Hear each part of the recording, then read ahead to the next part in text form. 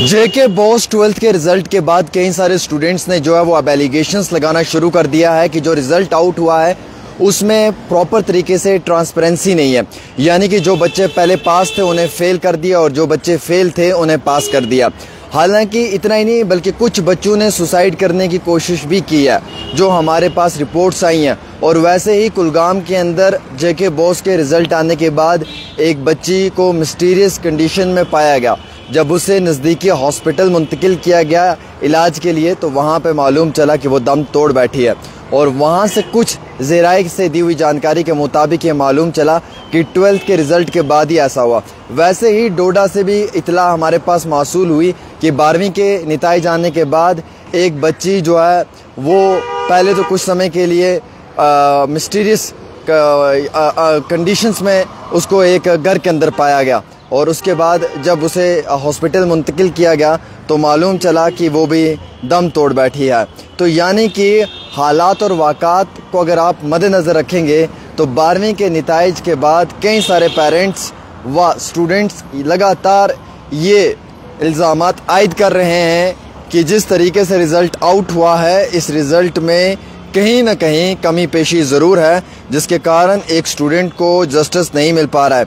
बल्कि इतना ही नहीं, कई सारे पेरेंट्स के ये भी एलिगेशंस लगाए जा रहे हैं कि इस इम्तिहान में जो वक्ती तौर बच्चे को फ़ायदा मिलना चाहिए था या जो स्टूडेंट को फ़ायदा मिलना चाहिए था वो फ़ायदा नहीं मिला। अगर आप स्टूडेंट्स मेरी बात से इत्तेफाक रखते हैं तो वीडियो शेयर करें। अगर आपको लगता है कि आपके साथ गलत हुआ है तो वीडियो शेयर करें। अगर आपको लगता है कि नहीं हुआ है तो बिल्कुल भी शेयर मत करें। सीधी सी बात है, मैं आप लोगों के जस्टिस के लिए आवाज़ उठाता हूँ। आप लोगों का फ़र्ज़ बनता है मेरा सपोर्ट करना। अगर आप लोग सपोर्ट नहीं करेंगे, वीडियो शेयर नहीं करेंगे तो फिर आलतू फालतू में क्यों मैं भी आप लोगों के लिए फ़ाइट करूँ, जो सीधी सी बात है। मैं इस वक्त एडमिनिस्ट्रेशन तक, मैं जम्मू कश्मीर की जो एजुकेशन की मिनिस्टर हैं सकीना मैम तक ये बात पहुंचाना चाहूँगा कि 12th के रिज़ल्ट से पहले जो बच्चा पास था बाद में वो बच्चा फ़ेल था, जो पहले फ़ेल था वो बाद में पास था। एक बच्चा हर सब्जेक्ट में उसे जो है वो अच्छे नंबर्स आए हुए हैं, नीचे उसका रिज़ल्ट फ़ेल दिखाया हुआ है। किसी को जो है वो 2 सब्जेक्ट्स फ़ेल हैं, नीचे पास दिखाया हुआ है। मैक्सिमम केमिस्ट्री और फिज़िक्स मेडिकल ब्रांच में बच्चों की फ़ेल कर दी गई है। और कई सारे खदशात बच्चे ये भी पैदा कर रहे हैं कि हमारे साथ जी नाइंसाफ़ी हुई है सरासर। कई सारे बच्चे कह रहे हैं जनाब फ़लाँ बच्चा तो स्कूल ही नहीं आता था, वो इतने दिन घर बैठा रहा है, उसने तो कभी स्कूल में इंटरनल क्लासेस ही नहीं दिए, कभी प्रैक्टिकल ही नहीं दिए, वो पास है और हम फेल हैं। कुछ कहते नहीं जनाब हमने टाइम पर पढ़ कर जो है वो इम्तिहानात दिए थे तभी हम पास हो गए। लेकिन सवाल यह है कि हमारे जो भाइयों ने हमारे साथ पेपर किए वो क्यों फ़ेल हो गए, क्योंकि उन्होंने भी हमारी तरह ही अच्छी तरीके से पढ़ा है। अब फेल पास की बात नहीं होती। देखिए फ़ेल होना ये सबको मालूम है कि हर बच्चा फ़ेल हो सकता है, कोई भी बच्चा फ़ेल हो सकता है, किसी भी क्लास में हो सकता है, उसमें कोई मसला नहीं है।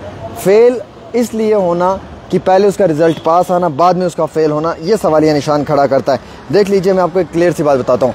लेट्स सपोज जब रिज़ल्ट आउट हुआ तो रात के समय में पास दिखाया, दोपहर के 12 बजे जो है वो फ़ेल कर दिया।